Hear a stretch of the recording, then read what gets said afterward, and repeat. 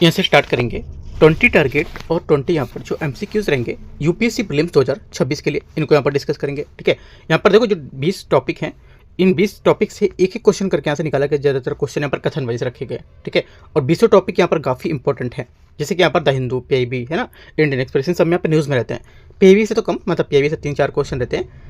PIB से कम इसलिए क्योंकि यहाँ पर जो हम लोग डेली टारगेट करते हैं उसमें पीआईबी से कम 3 से 4 टॉपिक करते हैं, वहाँ से 10 से 12 क्वेश्चन करते हैं, तो इसलिए पीआईबी का कम रखते हैं यहाँ पर। ठीक है, और पीआईबी के जो ज़्यादा मिलते हैं वो आपको डेली टारगेट जो सुबह अपलोड होता है उसमें आपको मिलते हैं। राइट, वो सब आपको टेलीग्राम पे लिंक और यहाँ पर यूट्यूब में सब मिल जाएगा। राइट, तो यहाँ से वो भी आप कवर कर सकते हो। आपको जो तैयारी है उसमें अपना टॉपिक देख सकते हो, क्या क्या टॉपिक आप पढ़ चुके हो, उनके हिसाब से आप क्वेश्चन कर सकते हो। और यहाँ से हम लोग स्टार्ट करते हैं, 20 क्वेश्चन को करेंगे और काफ़ी इंपॉर्टेंट यहाँ पर क्वेश्चन है ना, डेली क्वेश्चन यहाँ पर चलते हैं करंट अफेयर्स के, जो इंपॉर्टेंट क्वेश्चन है।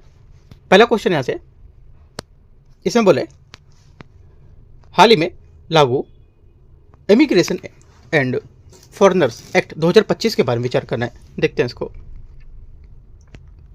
ये बोला है कि इमिग्रेशन एंड फॉरेन जो फॉरेनर एक्ट है 2025 4 पुराने कानूनों की जगह लेता है और भारत की जो आवर्जन प्रणाली है उसमें सुधार करता है। निम्नलिखित में से कौन सा इस अधिनियम का प्रावधान नहीं करता है?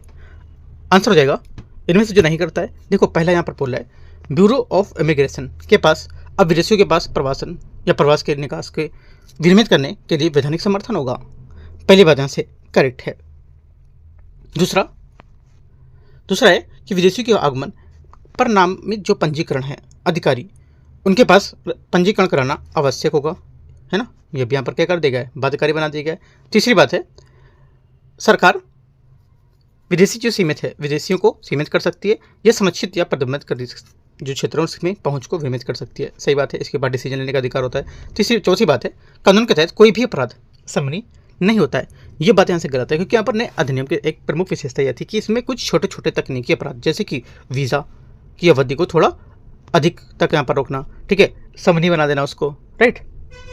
और समनी मतलब क्या होता है, कंपाउंडेबल, ठीक है। और इसका अर्थ होता है कि कुछ अपराधों को जुर्माना भरकर अदालती कार्रवाई से बचा जा सकना, समनी बनाना इसको बोलते हैं, right. Ease of doing travel जो है वो इसको न्यायपालिका के बोझ को कम करने के लिए किया गया था, तो ये बात इसकी गलत होगी। डी नंबर आंसर क्या है, पूछा कौन सा इसमें अधिनियम में प्रावधान नहीं किया गया, तो डी यहाँ पर नहीं किया गया। क्वेश्चन 2 है कृत्रिम मिठास, आर्टिफिशियल यहाँ पर स्वीटनेस के बारे में विचार करना है। कृत्रिम मिठास के बारे में एक बार सेवन से याददाश्त की कमी और मस्तिष्क की उम्र बढ़ने की समस्या हो सकती है। सेकेंड का पहला स्टेटमेंट यहाँ से करेक्ट है, ठीक है। दूसरा है एरिथ्रिटोल एक शुगर अल्कोहल है जो रक्त के थक्का जमने के जोखिम का बढ़ते जोखिम से जुड़ा हुआ है। सेकेंड बात क्या होगी, सेकेंड बात यहाँ से भी करेक्ट है, क्योंकि यहाँ पर एरिथ्रिटोल जो है ये हुए नवीनतम अध्ययन 2024-25 से पता चलता है कि ये रक्त के प्लेटलेट्स को अधिक सक्रिय कर देता है, जिससे यहाँ पर थ्रोम्बोसिस, रक्त के थक्के और खतरा बढ़ जाता है, जिससे यहाँ पर दिल के दौरे का कारण बन सकता है। दूसरा करेक्ट है। तीसरा एस्पार्ट्रेम आहार सोडा और चीनी मुक्त उत्पाद उपयोग किया जाने वाला एक कम कैलोरी वाला कृत्रिम स्वीटनर है, जिसे WHO द्वारा संभावित रूप से कार्सिनोजेनिक कैंसर पैदा करने वाला रूप में वर्गीकरण किया गया है। तीसरी बात करेक्ट है, क्योंकि WHO की जो कैंसर सोच एजेंसी है उसने एस्पार्टेम जो है उसको 28 श्रेणी है ना, 28 श्रेणी में रखा है, और ये डाइट सोडा और शुगर फ्री गम में आमतौर पर पाया जाता है। तीसरा करेक्ट है, दूसरा करेक्ट है, पहला भी यहाँ से क्या होगा, सही हो जाएगा, ठीक है। 1 2 3 सभी यहाँ से सही है, तो आंसर क्या होगा, आंसर हो जाएगा आपका यहाँ से पूछे कौन सा सही नहीं है, ठीक है। तो उपरोक्त में से कोई नहीं, सभी तो गलत है, मतलब सभी तो सही है, पूछा कौन सा गलत है, तो कोई गलत नहीं है, बी यहाँ से आंसर होगा। क्वेश्चन 3 नंबर है निम्नलिखित में से कौन सा देश मलक्का जलडमरूमत गश्ती के सदस्य होंगे, ठीक है।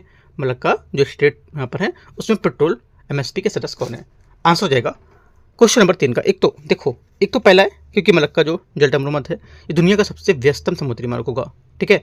सदस्य देश में MSP की शुरुआत 2004 में की गई थी, ठीक है, गश्ती की शुरुआत 2004 में की गई थी, और सिंगापुर, मलेशिया, इंडोनेशिया द्वारा की गई थी, और थाईलैंड बाद में 2008 में इसका हिस्सा बना था। और इन चारों देशों को लिटोरल जो स्टेट्स हैं, तटीय जो राज्य हैं, वो भी कहते हैं, जो इस मार्ग की सुरक्षा की जिम्मेदारी करते हैं। आपसे यूपीएससी क्वेश्चन पूछ लेगा सिंपल सा, क्वेश्चन सिंपल होगा अगर पढ़ ही रहे होंगे तो, ठीक है। क्वेश्चन बोलेगा लिटोरल स्टेट्स क्या होते हैं, इनमें से कौन सा लिटोरल स्टेट में शामिल नहीं है, राइट। तो यहाँ से आपको याद रखना है।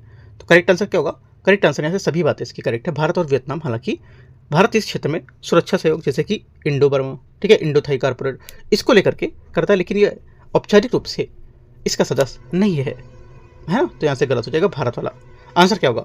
आंसर हो जाएगा 1 2 3 1 2 3 4 और वियतनाम भी इसमें होगा, ठीक है। 1 2 3 4 ए यहाँ से आंसर होगा, राइट। क्वेश्चन नंबर 4 है प्रोडक्शन लिंक्ड इंसेंटिव के बारे में विचार करना है। इसका उद्देश्य मेक इन इंडिया पहल के अनुरूप घरेलू विनिर्माण आत्मनिर्भरता को वैश्विक और प्रतिस्पर्धात्मक रूप से बढ़ावा देना होगा। चौथे का पहला स्टेटमेंट यहाँ से करेक्ट है। सेकेंड है ये 14 देशों में बिक्री और निवेश पर प्रदर्शन आधारित प्रोत्साहन प्रदान करेगा। सेकेंड बात यहाँ से ये भी करेक्ट है। तीसरा है व्हाइट गुड्स इस योजना के तहत लाभ के लिए पात्र नहीं होंगे। तीसरी बात यहाँ से गलत हो जाएगी, है ना। तीसरी बात गलत है क्योंकि यहाँ पर जो व्हाइट गुड्स हैं जैसे एयर कंडीशनर और एलईडी लाइट्स इस योजना के तहत लाभ के पूरी तरह से पात्र होंगे। वास्तव में व्हाइट गुड्स जो होते हैं पीएलआई योजना के सबसे सफल क्षेत्रों में से एक रहे होते हैं, जिसने घरेलू उत्पादन को काफ़ी बढ़ावा दिया होता है, ठीक है। आंसर क्या होगा? आंसर हो जाएगा आपका आंसर 1 और 2 करेक्ट है। ए नंबर स्टेटमेंट सही है, ठीक है। आगे आते हैं क्वेश्चन नंबर है 5। क्वेश्चन 5 है भारत की अफीम की खेती के बारे में विचार करना है। इसे वित्त मंत्रालय द्वारा स्वापक औषधि और मन प्रभावी जो पदार्थ है उसके अधिनियम 1985 के तहत विनियमित किया गया था।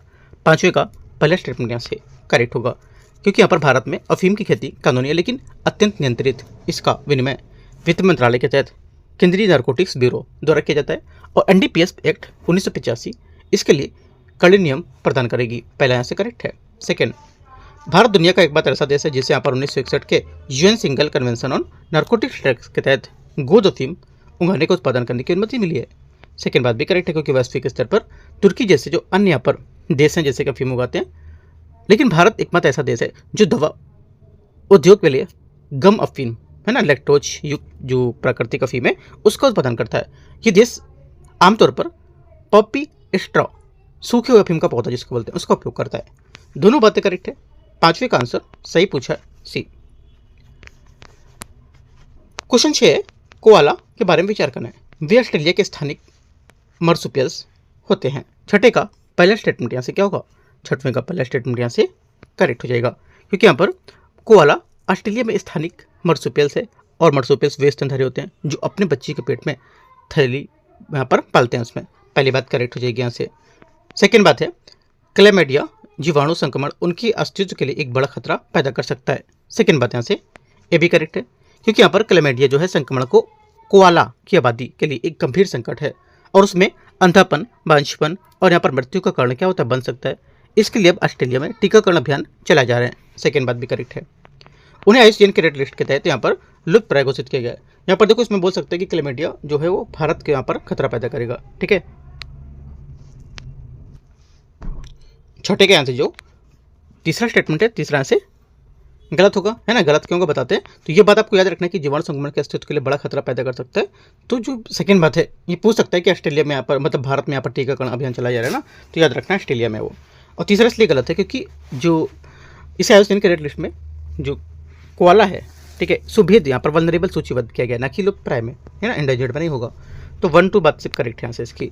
छठे का आंसर 1 और 2 सी करेक्ट हो जाएगा यहाँ से। आगे आते हैं क्वेश्चन नंबर 7। निम्नलिखित में से कौन ग्रे राइनो इवेंट का सबसे अच्छा वर्णन करता है? ठीक है, देखते हैं। ग्रे यहाँ पर राइनो जो इवेंट है ये यहाँ पर अत्यधिक संभावित उच्च प्रभाव वाला संकट जिसे स्पष्ट रूप से देखा जा सकता है और फिर भी जानबूझकर नजरअंदाज किया जा सकता है ना। सी यहाँ से क्या होगा?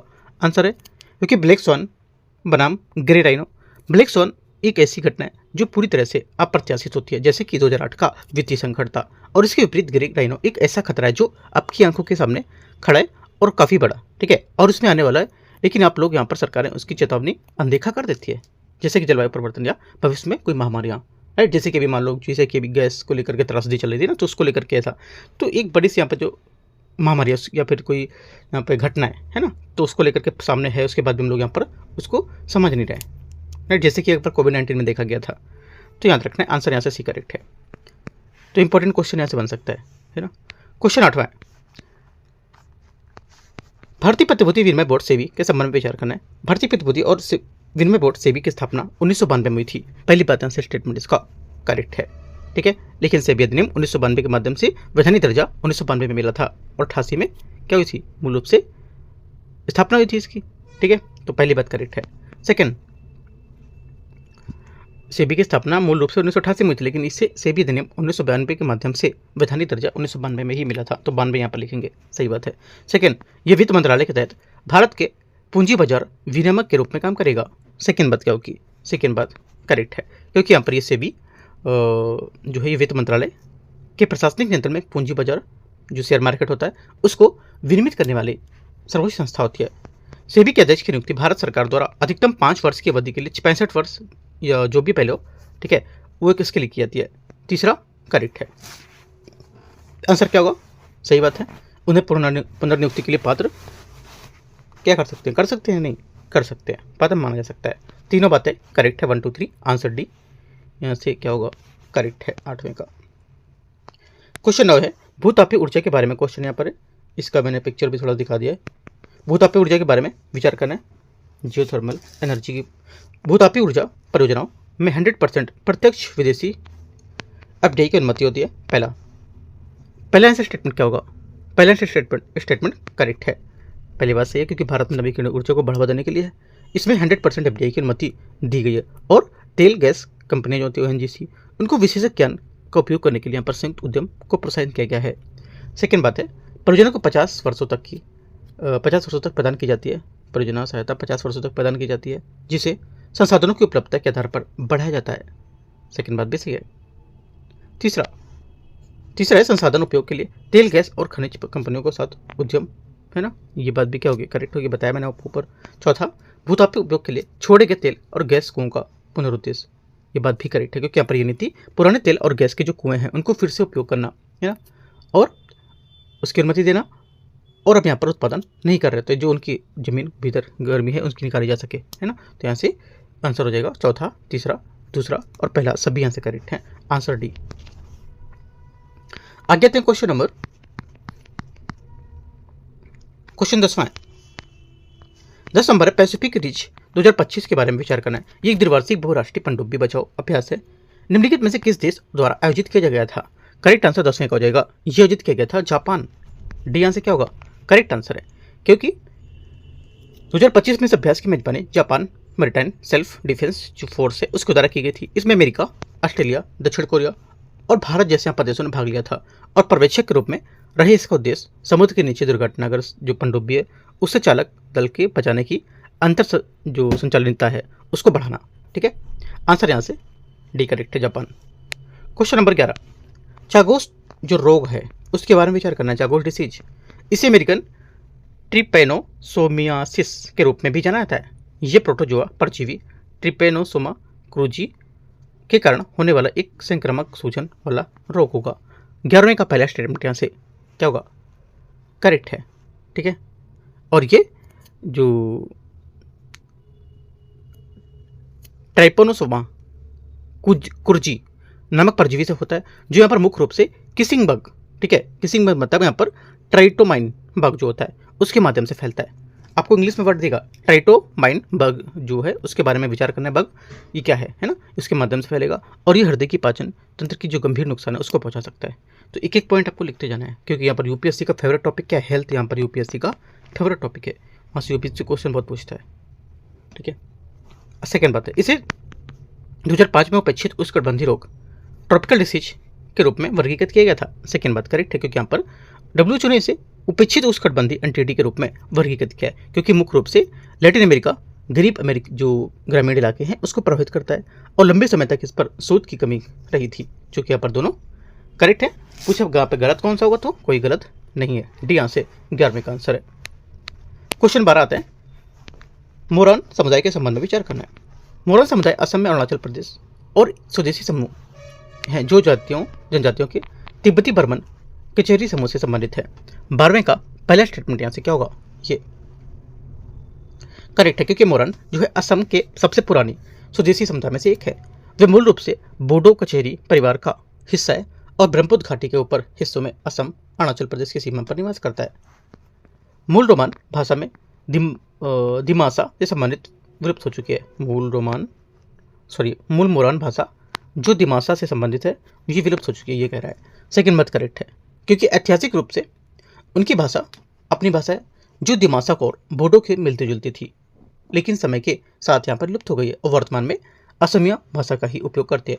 दोनों बातें करेक्ट है। क्वेश्चन 13 कह रहा हूँ। क्वेश्चन तीसरा स्टेटमेंट है, मुरन ऐतिहासिक रूप से अपनी उत्पत्ति के समय ही नौ वैष्णववाद से जुड़े थे। तीसरी बात गलत है, क्योंकि यहाँ पर मोरान समुदाय अपनी उत्पत्ति से ही नौ वैष्णववाद से नहीं जुड़े थे। वे मूल रूप से प्रकृति पूजक और तांत्रिक परंपराओं के अनुयायी थे। उन्होंने 17वीं 18वीं शताब्दी में महापुरुषीय धर्म, ठीक है, शंकर देव द्वारा जो शुरू किया गया था, राइट, नौ वैष्णववाद, उसको अपनाया था और बाद में प्रसिद्ध मोआमरिया विद्रोह को नेतृत्व किया था। 1 2 करेक्ट है, ठीक है। आंसर यहाँ से क्या होगा, बी बात सही है। तो बात क्वेश्चन 13 है, निम्नलिखित पर विचार करना है। कथन 1, कथन 2, नीति आयोग ने आवश्यक सार्वजनिक सेवाओं की तेज डिलीवरी सुनिश्चित करने के लिए फ्रंटियर 50 पहल शुरू की है। 13 का पहला स्टेटमेंट यहाँ से क्या होगा, ये करेक्ट है। ये पहल 50 आकांक्षी जिलों और ब्लॉकों को फ्रंटियर टेक जो डिपोजिटरी है उसका समाधान अपनाने में सक्षम बनाएगी। सेकेंड बात भी यहाँ से क्या होगी, करेक्ट हो जाएगी। 13 का दोनों बातें यहाँ से करेक्ट है। इसकी कार्य प्रणाली क्या होती है, देखो यहाँ पर इसकी कार्य प्रणाली होती है, ये पहल फ्रंटियर टेक डिपोजिटरी, जहाँ AI, ड्रोन और डेटा एनालिटिक्स जैसी सुविधाएं आधुनिक समाधान संग्रहित करना से उससे इन जिलों में जोड़ती, जिससे यहाँ पर उदाहरण के लिए जैसे ड्रोन के माध्यम से दूर दराज इलाकों में दवाओं की डिलीवरी है ना, और AI माध्यम से मृदा स्वास्थ्य परीक्षण करना, राइट, तो ये सब है। और सीधे तौर पर बताता है कि ये पहल जैसे कि जो इनके माध्यम से दूर दराज के इलाके उनमें होम डिलीवरी करना है ना, ज़्यादातर इनको पहुँचाना समय पर। तो दोनों बातें करेक्ट है। आंसर क्या होगा, 13 का 13 का ए करेक्ट है।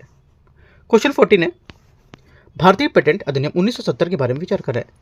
धारा 3D ज्ञान दवाओं के नए रूपों के प्रतिबंधित करके एवरग्रीन को रोकती है जब तक कि इसे बढ़ी हुई प्रभावकारिता प्रदर्शित ना करें। 14 का पहला स्टेटमेंट यहाँ से करेक्ट है। दूसरा ही अधिनियम की धारा 25 के तहत प्री ग्रांट अनुदान से पहले और पोस्ट ग्रांट इसके बाद दोनों विरोध तंत्र प्रदान किए हैं।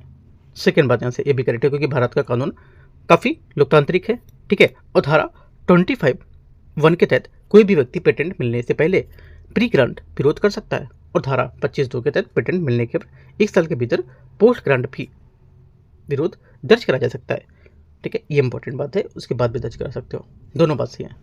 आंसर यहाँ से सी, ये क्वेश्चन को लिख सकते हो, इसकी जो व्याख्या है समझ सकते हो पॉइंट को बना के।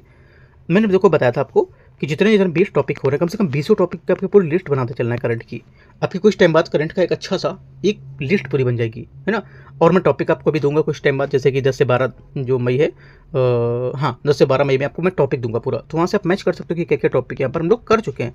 तो इस वजह से कह रहा हूँ कि इनको अच्छे से देख लो, जो टॉपिक मिलते जाएंगे उनको आपको रिवीजन करते जाना है, ठीक है। उनके क्वेश्चन भी करते जाओगे आप।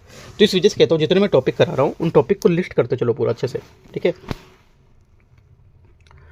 या तो फिर मैं कल से क्या करूँगा, जितने भी टॉपिक मैं दे रहा हूँ जैसे कि 20 क्वेश्चन, तो 20 टॉपिक को नीचे लिस्ट कर दूंगा, इतना और कर सकता हूँ मैं, ठीक है। 15 नंबर है, महाराष्ट्र में पंचगनी और महाबलेश्वर के डेक्कन ट्रैम्प्स को यूनेस्को की प्राकृतिक स्थलों की अस्थायी सूची में शामिल किया गया। इस संदर्भ में विचार कर रहे हैं।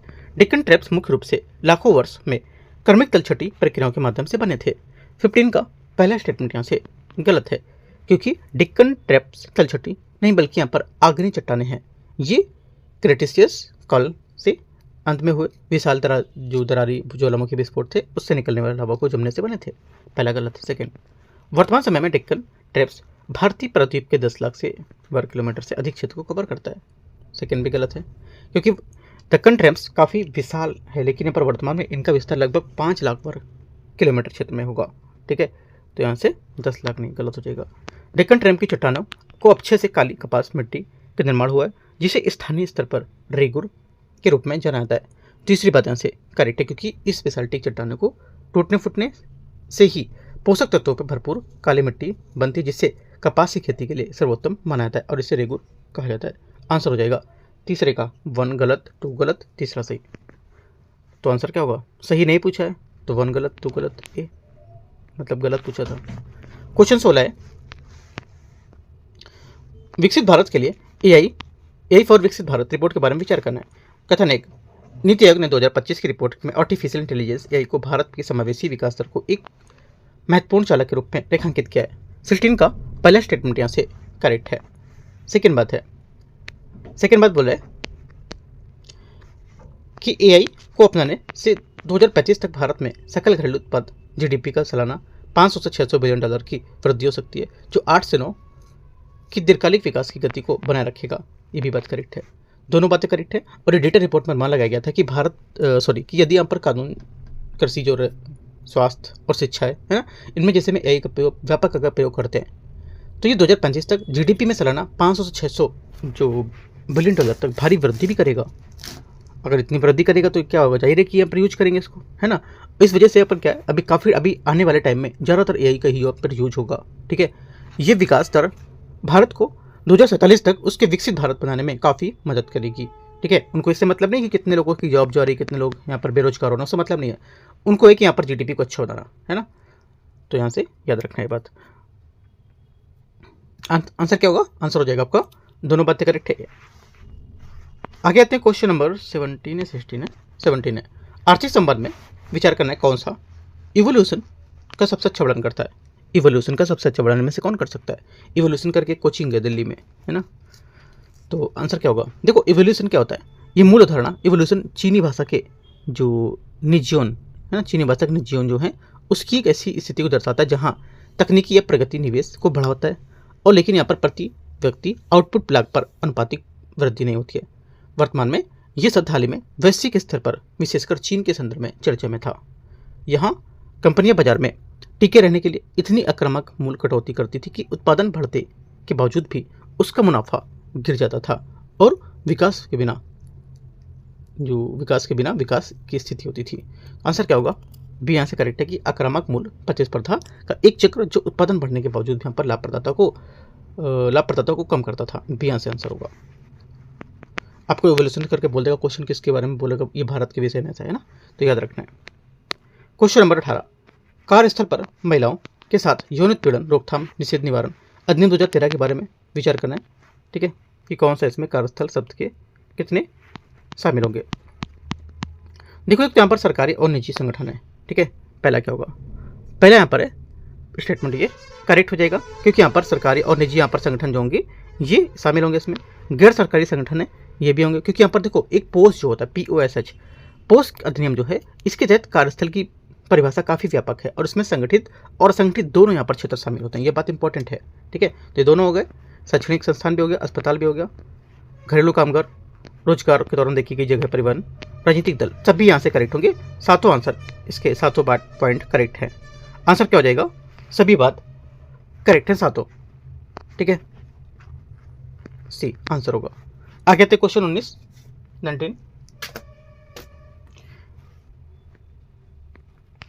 नंबर है, भारत की नवीकरणीय ऊर्जा क्षमता और जलवायु के लक्ष्य के बारे में विचार करना है। भारत ने 2030 तक 50% गैर जीवाश्म ईंधन क्षमता अपने पेरिस समझौते के लक्ष्य को समय से पहले हासिल कर दिया था। 19 का पहला स्टेटमेंट यहाँ से करेक्ट है।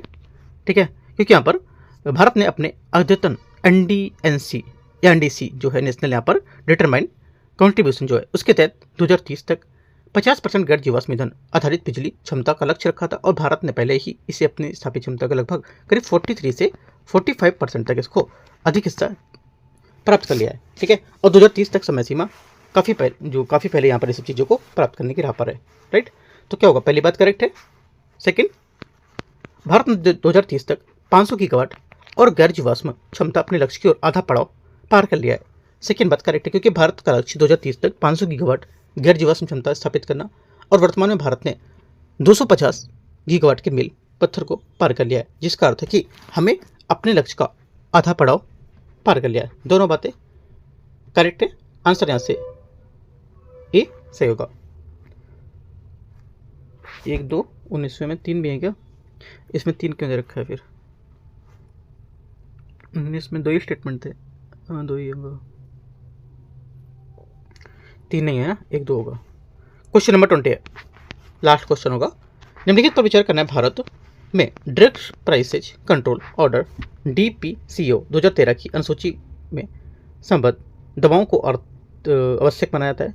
WHO की आवश्यक दवाओं की सूची में ग्लूकागोन लाइक पेंटाप्टाइड की श्रेणी में जोड़ा गया है। तो देखो कौन सा इसमें सही है। पहला जो स्टेटमेंट है 20 का, ये करेक्ट है, क्योंकि यहाँ पर भारत में NPPA नेशनल फार्मास्यूटिकल प्राइसिंग जो अथॉरिटी है, उसने ड्रग प्राइसेज कंट्रोल बोर्ड जो ऑर्डर है, उसके माध्यम से दवाओं को कीमत जो थी उसको निश्चित करना या नियंत्रित करने को लेकर के इनकी सूची में दवाएं शामिल की हैं जो राष्ट्रीय आवश्यक औषधि सूची में हिस्सा होंगी।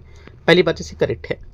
सेकेंड बात है, हाल में क्या है, जो WHO ने अपनी एसेंशियल मेडिकल जो लिस्ट है ना, उसमें यहाँ पर GLP-1 रिसेप्टर एगोनिस्ट जैसे कि जो ओजेम्पिक वेगोवी उपयोग में होने वाले यौगिक हैं जो, उसमें शामिल करने पर विचार किया और मोटापा प्रबंधन को लेकर के उनकी बढ़ती महत्ता को स्वीकार करना, ठीक है, और दवाओं की जो उपलब्धता है उसको वैश्विक स्तर पर पहुंचने का बड़ा कदम उठाया। दोनों बातें से करेक्ट हैं। आंसर क्या होगा? 20 का C करेक्ट आंसर है, ठीक है। तो इस टाइप से आपको 20 क्वेश्चन करने और 20 टॉपिक जो आए हैं, 20 टॉपिक को आपको जाके बहुत अच्छे से कवर करना है। जैसे कि यहाँ पर DPCO है, इसको पूरा पढ़ना है, ठीक है। और यहाँ से मैंने तो ज़्यादातर चीज़ें आपको समझा भी दी, बता भी दी। तो जो चीज़ें मैं बताया करूँ, एक तरह से आप इसको नोट्स बनाते चलो अच्छा सा 20-20 क्वेश्चन का, ठीक है।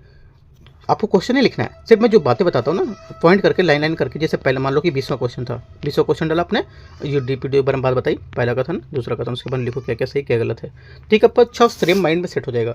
इसे अगर बाद में जब पेपर टाइम पर रीड करोगे तो काफ़ी ज़्यादा आप चीज़ें याद कर पाओगे, रिकॉल कर पाओगे चीज़ों को, है ना। अब नई नई चीज़ें पढ़ोगे तो आपको सब नहीं लगेंगी।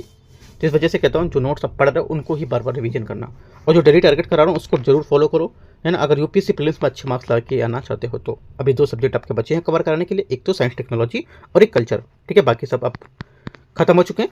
उससे पहले अगर आप जुड़े होगे तो आपकी बाकी चीज़ें बहुत अच्छे से कवर हुई होंगी। साइंस टेक्नोलॉजी में भी कम से कम 10 से 12 क्वेश्चन आपको UPSC पूछेगा। कल्चर में मान लो कम से कम 2 से 3 क्वेश्चन, है ना। तो करीब 15 क्वेश्चन आप भी जोड़ सकते हो, और अभी अगर आज से कल में ऐड हो गए डेली टारगेट में तो अगर करते हो तो, ठीक है। बाकी कुछ डाउट रहेगा, पूछना कुछ है तो आप कमेंट करके टेलीग्राम पे पूछ सकते हो। जब आपका टारगेट छूट गया है ना, कुछ पूछना चाहते हो तो एकदम निश्चिंत होकर पूछ सकते हो, राइट। तो एंड करते हैं इसको। All the best, thank you.